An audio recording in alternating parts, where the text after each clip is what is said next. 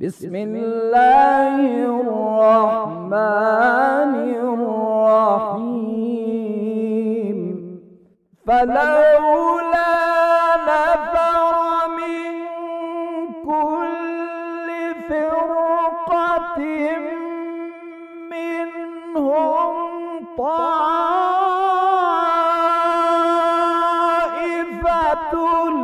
ليتفقهوا في الدين ولينذروا قومهم إذا رجعوا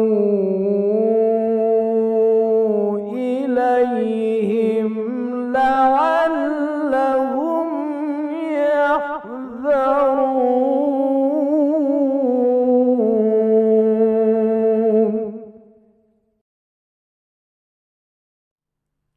أعوذ بالله من الشيطان الرجيم. بسم الله الرحمن الرحيم. الحمد لله والصلاة والسلام على رسول الله وآله وأصحابه حجة الله أما بعد। এই পর্যায়ে আমরা আজকে আলোচনা করব ইহতিয়াত বিষয় নিয়ে, যা হুকুম আহকামে বিশেষ করে খুবই প্রয়োজন হয় এবং ফতোয়ার ক্ষেত্রে মুজতাহিদ বা মারজা সেই এহতিয়াত শব্দটা ব্যবহার করেন। আমাদের জানতে হবে সেই এহতিয়াতের অর্থ কী। তার প্রথমে আমরা এহতিয়াতের সংজ্ঞা বর্ণনা করব। এহতিয়াত আমরা প্রথম তাকলিদে যখন আলোচনা করেছিলাম সেখানে আমরা বলেছিলাম, হয় একজন ব্যক্তি নিজে মুজতাহিদ হবে, ফতোয়া সে সংগ্রহ করবে কোরআন হাদিসের মাধ্যমে, অথবা না পারলে সে তাকলিদ করবে, অথবা এহতিয়াত করবে। তো এহতিয়াত হচ্ছে গিয়ে যে ফিকহের ভাষায়, ফিকহের ভাষায় যে কর্তব্য পালন হয়েছে কি না সে বিষয়ে সে বিশ্বাস স্থাপন করবে। অর্থাৎ বিভিন্ন রকম ফতোয়াকে পাশাপাশি রেখে যখন সে আমল করবে তার নিজের মধ্যে বিশ্বাস থাকতে হবে যে হ্যাঁ, তার কর্তব্য পালন হয়েছে। এখন এখানে কিছু কথা আছে যে সে মুজতাহিদ হোক বা মুকাল্লিদ হোক, কোনো পার্থক্য নেই। যদিও আমরা প্রথমে বলেছিলাম যে মুজতাহিদ নিজে ফতোয়া সংগ্রহ করবে, কোরআন এবং হাদিসের মাধ্যমে বের করে নিয়ে আসবে ফতোয়াকে এবং সে আমল করবে। কিন্তু একজন মুজতাহিদ যদি সে ফতোয়া বের করার সামর্থ্য থাকা সত্ত্বেও সে যদি চায় সে এহতিয়াত করবে, কোনো অসুবিধা নেই, সে করতে পারে, জায়েজ। অর্থাৎ মুকাল্লিদ এবং মুজতাহিদ দুজনের ক্ষেত্রেই এহতিয়াত জায়েজ এবং করতে পারবে। তবে সে এহতিয়াতের অবস্থা, সংজ্ঞা সব কিছু তার জানতে হবে, যে কোথায় এহতিয়াত কীভাবে করতে হবে, কোথায় এহতিয়াত কীভাবে করতে হবে, অর্থাৎ তার অবস্থা এবং সব কিছু তার জানতে হবে। কারণ সেই অবস্থা জানাটা অবশ্য খুবই কঠিন, না জানলে সে এহতিয়াত করতে পারবে না। তো সেই এহতিয়াত সম্পর্কে যতটা প্রয়োজন তা জানতে হবে। দ্বিতীয়ত হচ্ছে গিয়ে যে এহতিয়াত কখনো করতে গিয়ে একটা আমল, একটা বিষয়কে বারবার করতে হয়, আবার কখনো একবারই করলেই যথেষ্ট। যেমন আমরা উদাহরণ দেব যে একজন মুসাফির ব্যক্তি, পরবর্তীতে আমরা আলোচনা করব মুসাফিরের কর্তব্য কী। এখন শুধুমাত্র আমরা এই এহতিয়াতের বিষয়টা বলবো যে একজন মুসাফির ব্যক্তি তার ঘর থেকে বা তার স্থান থেকে, শহর থেকে বের হয়ে যাওয়ার পর কতটুক ডিস্টেন্স, কতটুক পার্থক্য হতে হলে সে নামাজ কসর পড়বে বা নামাজ 4 রাকাতি, নামাজ 2 রাকাতি পড়বে। এখন একজন ব্যক্তি সে ঘর থেকে বেরোলো, কিন্তু এমন এক পর্যায়ে গিয়ে সে দাঁড়ালো, সে এখন নির্ধারণ করতে পারছে না যে সে মুসাফিরে গণ্য হবে কি গণ্য হবে না, তার নামাজ পুরো হবে না তার নামাজ কসর হবে।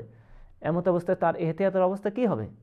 যদি সে এহতিয়াত করতে চায় তার এহতিয়াতের ক্ষেত্রে বারবার করতে হবে আমলটা।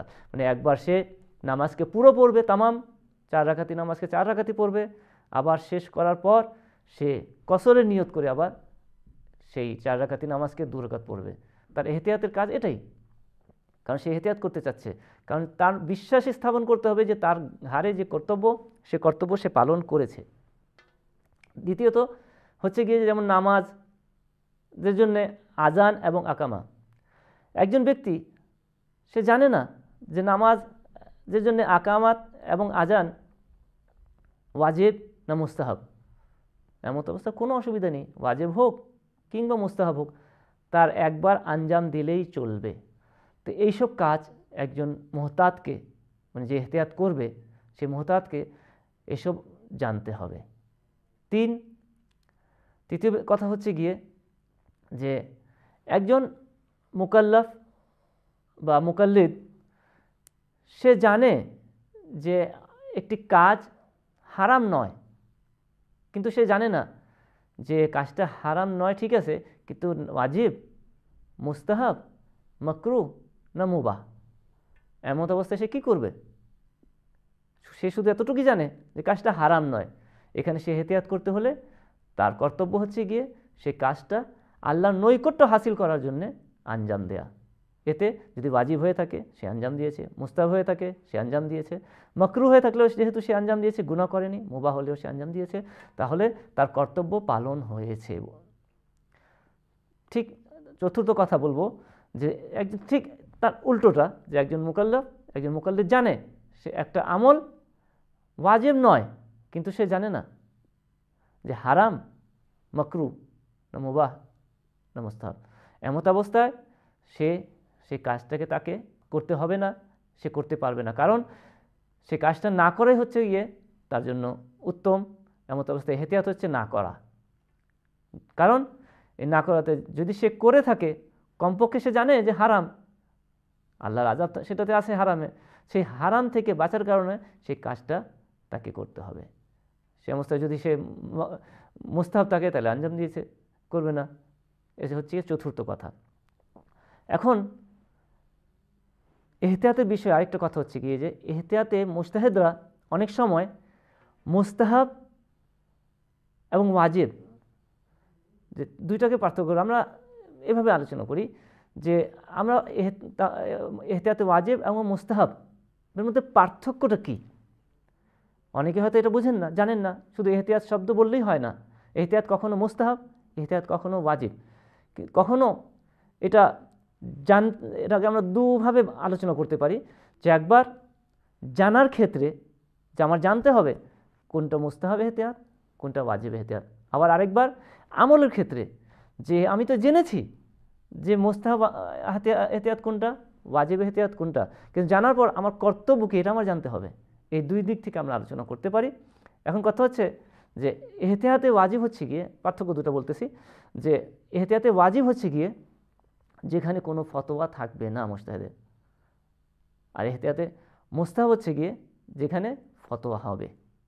মাওলায়া মাওলায়া মাওলায়া মাওলায়া মাওলায়া মাওলায়া মাওলায়া মাওলায়া। উদাহরণ যদি আমি দিতে পারি যে এহতিয়াতে মুস্তাহাবের ক্ষেত্রে, যে এহতিয়াতে মুস্তাহাব হচ্ছে গিয়ে যে যদি একজন মুজতাহিদ বলেন যে ইরতেমাসি গোসল, যে গোসলে একসাথে ডুব মারতে হয়, ইরতেমাসি গোসলে যদি কোনো ব্যক্তি আস্তে আস্তে করে একবার পা পানিতে ঢুকালো, তারপর আরেক পা ঢুকালো, তারপর কোমর পর্যন্ত গিয়ে গেল, তারপর ঘাড় পর্যন্ত ঢুকালো, তারপর আস্তে আস্তে আস্তে আস্তে মাথা ঢুকালো, মানে একের পর এক ঢুকে সমস্ত শরীর যখন চলে গেল পানিতে, তখন সে নিয়ত করলো যে আমি ইরতেমাসি গোসল করছি। সে করতে পারে, অসুবিধা নেই। কিন্তু মুস্তাহাব হচ্ছে গিয়ে যে একবার সরাসরি পানিতে ডুব দিয়ে উঠবে, এটাকে বলা হয় মুস্তাহাব ফতোয়া, অর্থাৎ প্রথমে ফতোয়া দিয়েছেন তারপর মুস্তাহাব। কিন্তু ওয়াজিব হচ্ছে গিয়ে যে বেদুন ফতোয়া, মুস্তাহিদ ফতোয়া দেননি। এমত অবস্থায় উদাহরণস্বরূপ যদি মুস্তাহিদ বলে থাকেন যে যদি কেউ মানত করে থাকে যে একজন বিশেষ ফকিরকে, যে কোনো ফকিরকে না, একজন বিশেষ ফকিরকে তার মানত পুরো হলে সে কিছু দান করবে, কিছু খাওয়া দেবে। এখন তার মানত পুরো হলে সে অন্য ফকিরকে দিতে পারবে না। এখন অন্য ফকিরকে যখন দিতে পারবে না, তখন সেই ফকির যদি মারা যায় তখন কি করবে? এখন মুজতাহিদ ফতোয়া দিচ্ছেন যে এহতিয়াত হচ্ছে গিয়ে তার ওয়ারিসদের, তার পরিবারের লোকজনকে যারা বেঁচে আছে তাদেরকে দেওয়ার জন্য। যেহেতু এখানে সরাসরি ফতোয়া এহতিয়াত দিয়ে, এটাকে বলা হয় এহতিয়াতে ওয়াজিব। তাহলে আমি আরেকবার এই দুটো কথাকে বলি। এহতিয়াতে ওয়াজিব হচ্ছে গিয়ে সরাসরি ফতোয়া, মানে এহতিয়াত হচ্ছে অমুক কাজটা করা, এটা হচ্ছে এহতিয়াতে ওয়াজিব, অর্থাৎ করতে হবে। এহতিয়াতে মুস্তাহাব হচ্ছে গিয়ে যে মুজতাহিদ প্রথমে ফতোয়া দিয়েছেন যে অমুক কাজটা করতে হবে, অবশ্য এহতিয়াত হচ্ছে এই অমুক কাজটা করা। যেমন আমি বলেছি যে গোসলে ইরতেমাসিতে যে আস্তে আস্তে করে তাদরিজি একটার পর একটা করে দিতে পারবে, কিন্তু এহতিয়াত হচ্ছে গিয়ে যে একসাথে ডুব মারা, এটা হচ্ছে গিয়ে এহতিয়াতে মুস্তাহাব। তাহলে এহতিয়াতের পার্থক্য আমরা বুঝলাম, এটা হচ্ছে একটি পার্থক্য। দ্বিতীয় পার্থক্য হচ্ছে গিয়ে যে এহতিয়াতে মুস্তাহাবে মুকাল্লিদ হয় এহতিয়াতের উপর আমল করবে, অথবা অন্য একজন হয় এহতিয়াতে আমল করবে অথবা ফতোয়াতে। কারণ আমি বললাম যে মুজতাহিদ এখানে দুটো, প্রথম ফতোয়া দিয়েছে, তারপর এহতিয়াতের কথাটা বলেছে। তো মুস্তাহাবের ক্ষেত্রে মুকাল্লিদ এখানে হয় এহতিয়াতে আমল আঞ্জাম দেবে অথবা ফতোয়াতে আঞ্জাম দেবে। কিন্তু এহতিয়াতে ওয়াজিবের ক্ষেত্রে মুজতাহিদ হয় এহতিয়াতে আমল করবে, অথবা এই এহতিয়াতের ক্ষেত্রে এহতিয়াত সাধারণত হয় যে একজন মুজতাহিদ যদি ফতোয়া দলিল পুরোপুরি সাব্যস্ত করতে না পারেন, সন্দেহান থাকেন বা অন্য কোনো কারণ, তখন উনি এহতিয়াত বলেন যে এই কাজটা এহতিয়াত হচ্ছে গিয়ে এটা উনি ফতোয়া দিয়েছেন। এমত অবস্থায় যদি এহতিয়াতে ওয়াজিব থাকে, এমত অবস্থায় সেই মুজতাহিদের ফতোয়া মোতাবেক আমল করতে পারে, অথবা সে মুজতাহিদের পরে আলামের পর যে ফাল আলাম তার সেই মুজতাহিদের দিকে রুজু করতে পারে। অর্থাৎ মুস্তাহাবের ক্ষেত্রে যে কথাটা লেখা আছে সে এহতিয়াতে আমল করবে অথবা ফতোয়াতে, এর বাইরে কোনো কথা নেই। কিন্তু যদি এহতিয়াতে ওয়াজিব থাকে, সরাসরি মুজতাহিদ বলে যে এহতিয়াত হচ্ছে এই কাজটা করা, এমত অবস্থায় সেই লোককে হয় সেই মুজতাহিদের ফতোয়া মোতাবেক আমল করবে, অথবা সে আমল না করে অন্য একটা মুজতাহিদের যে ফাল আলাম তার দিকে রুজু করবে। যে পার্থক্য, যে হুকুম এবং ফতোয়ার মধ্যে পার্থক্য কী? অনেকেই হয়তো বলতে পারেন যে একসাথে 10টা মুজতাহিদ থাকলেও কোনো অসুবিধা হয় না, কারণ একজন একটা মুজতাহিদের অনুসরণ করবে, তাহলে পার্থক্য হওয়ার কোনো কারণ নেই। 10 জন মুজতাহিদ থাকুক, কোনো অসুবিধা হয়নি।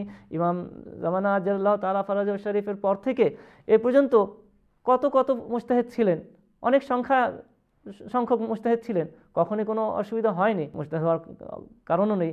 কিন্তু যদি হুকুম এবং ফতোয়া মধ্যে পার্থক্য কী, আমি প্রথমে পার্থক্য করে নিই। যে যদি ফতোয়া হচ্ছে গিয়ে যে আহকামে শারঈ বর্ণনা করা একজন ফাকির মাধ্যমে, একজন ফাকি কোরআন এবং হাদিসের মাধ্যমে আহকামে শারঈ, শরিয়ার আহকাম, ইসলামের আহকামকে বর্ণনা করে, সেটাকে বলা হয় ফতোয়া ইসলামিক পরিভাষায়। আর হুকুম হচ্ছে গিয়ে যে একজন হাকিমে শরীয়তের হাকিম, তিনি সামাজিক ক্ষেত্রে স্থান কাল পার্থক্য বিশেষে তিনি কোনো একটা কাজ করতে, জনগণের কল্যাণের স্বার্থে যদি কোনো একটা কাজের জন্য হুকুম দিয়ে থাকেন, সেটাকে বলা হয় হুকুম, সেটা ফতোয়া নয়।